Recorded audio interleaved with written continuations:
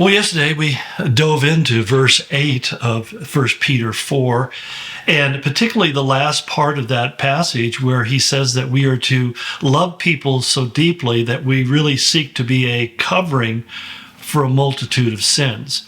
Now, part of the problem with relationships in general is that every person that we know has a multitude of sins, including yourself.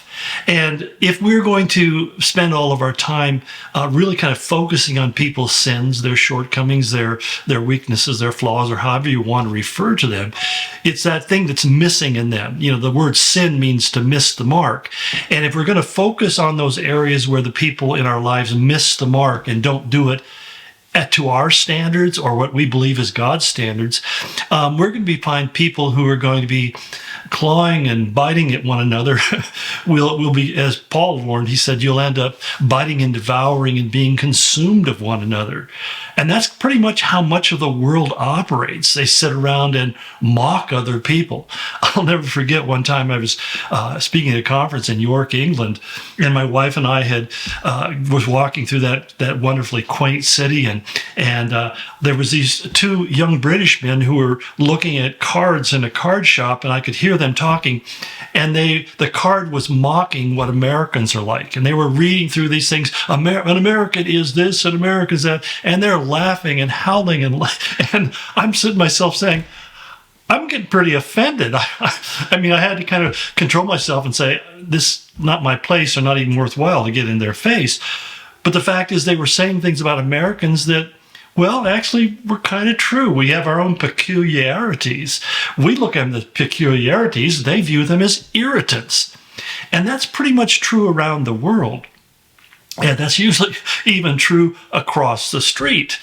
You come into my house and you're going to look at things and go, I wonder why they do it that way. That's kind of the nature of our diversity, if you will, as individuals. But the whole idea is there's an internal attitude that Peter says is incumbent upon us as Christians, that our first effort, our first design is not to expose somebody's failings and their shortcomings, but rather to do what we can to veil them. And that's why, in a way, the very first thing that we need to keep in mind when we're seeking to cover multitudes of sin is we have to be predisposed to be forgiving people. In other words, before you even have to forgive a person for something they've done, you should be predisposed to forgive. In other words, the attitude of mind is that if I'm offended by something, if somebody does something that's wrong, I need to, in my heart, say, Lord, give me the grace to to forgive them, rather than holding on to my offense. We kind of hoard the things that hurt us in our life. In fact, I have a blog written about that on my website, and I call Hoarding Our Hurts. And we tend to do that. We tend to hold on to them, and we become like those hoarders on TV who their houses are filled and cluttered with all sorts of unusable stuff. And hurts are pretty unusable stuff unless they're turned into something that helps us. And I do find that hurts oftentimes help us. I've found in life that everything that hurts me, God uses to help me. Everything that humbles me, God uses to help me grow and become more effective. And I don't like being hurt. I don't like being humbled, but I'm always trying to learn how to embrace that in a way that it can begin to produce a change in my life. And when I say that we should be predisposed to forgive people, that means that when we are offended, that we can have that attitude that where I want to get to is not just settling the score or getting even, but I want to get to the point where I can truly let go of it. Now, forgiving does not necessarily mean forgetting. There are people who have done things, and I, in my heart, I always pray that God help me to forgive them, but they're not repentant and they're not sorry for what they did. And that's where I think Christians get confused, because they're saying, well, I forgive you. And the person says, well, I don't want to be forgiven. I didn't do anything wrong. You're the jerk. I'm not the jerk. And you end up having this cat fight, and then you become even more resentful and hurt. The reality is that there's things that people do, and we realize that basically they're not necessarily safe people around. But basically, you don't want to make the way that they have offended you or harmed you as a reference point from which you address the rest of your life. And I'm afraid in this victimized culture of people trying to find their own selves and be their authentic self and all the rest of this narcissistic focus that is increasingly being foisted upon our culture as part of basically this narrative of narcissism that is bleeding through our culture, that we have people who are just sitting there thinking about how they've been offended, how they've been hurt, and how they've been treated wrong for any number of things. And the problem is that's just a path to greater and greater unhappiness. There's something just wonderful to let go of something, just to simply say, I'm no longer going to be defined by that. I'm going to be defined not by what man has done to me, but I'm going to be defined by what Jesus has done for me. And when we can make that shift, there's such a lifting off of the burden. And I know there are relational dynamics that you have and I have, that you have to do that over and over and over again. But that's, again, when he talks about not becoming weary and doing well, that's really something you shouldn't become weary over. Because a second thing about covering a multitude of sin is we don't gossip about what people have done. We don't, in other words, share our hearts, as we often will put it, about somebody who has done something, because really what we want to do is ventilate our frustration, anger. And we may just simply say, well, I just want to share what happened. Now, again, I got to put things in perspective, because there are times when we need to be careful to, or I should say out of necessity, need to share what's going on in our life with somebody else, to be able to say, this is what I'm going through, this is what I'm experiencing, and I just ask that you pray for me and encourage me.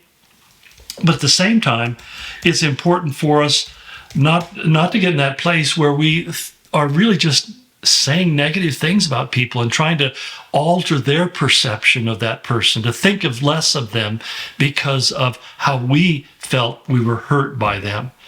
But we, at the same time, when somebody has done something, we also need to be able to speak the truth in love. And I know that my wife and I have this relationship where we can talk about a lot of this stuff because we trust each other. And sometimes, I'll just say, this is what I'm feeling. And I'll have to ask her, do you feel like I'm wrong? Do you feel like I'm being harsh or uncritical or unforgiving?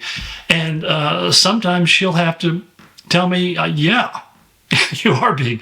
I think you're just letting this get to you too much, and you need to let it go. But the whole point is that we need to realize that when we get, how easy it is for us to get caught up in that.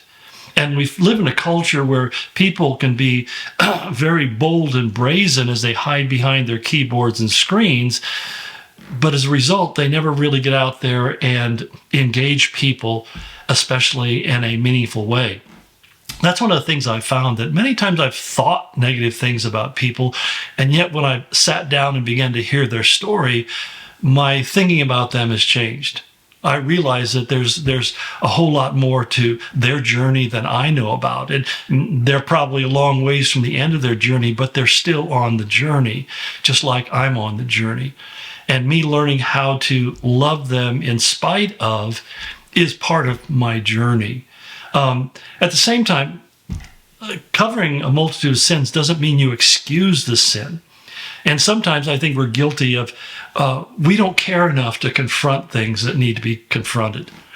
David Augsburg wrote a great book on that, with that title years ago, and where he said, caring enough to confront. And I remember how profoundly impactful that me, because I was very confused at that point in my Christian life, is how do I love people and yet ignore some of the stuff they're doing? And I have to confess, there's times when I should have just let things go and let God continue to work in that person's life. That's the thing that is really incumbent upon us. Galatians 6:1, it says, if you see your brother overtaken in a fault, go to him in the spirit of meekness, considering yourself. And I think that what it means is I have to start praying, am I guilty of the same thing? Is that why I recognize what they're doing so clearly? Because I struggle with the same problem. But at the same time, if I recognize that's the truth, then I need to take the responsibility to say, you know what? I love you, I value you, but here's what I see going on in your life. I'm really, really concerned about this. And just tell me whether I'm right or wrong, but this is what I'm feeling. And just broach that because I tell you, if you've really prayed over the issue before and you've prayed that God would give you a loving attitude towards that person, that when you do have to confront them, you can do it in a way that's not designed to destroy them, but really designed to build them up and bring healing into their life. And as a consequence, hopefully, into your relationship with one another. So anyway, more to go on this topic because Peter keeps on digging down. So look forward to continuing the conversation tomorrow.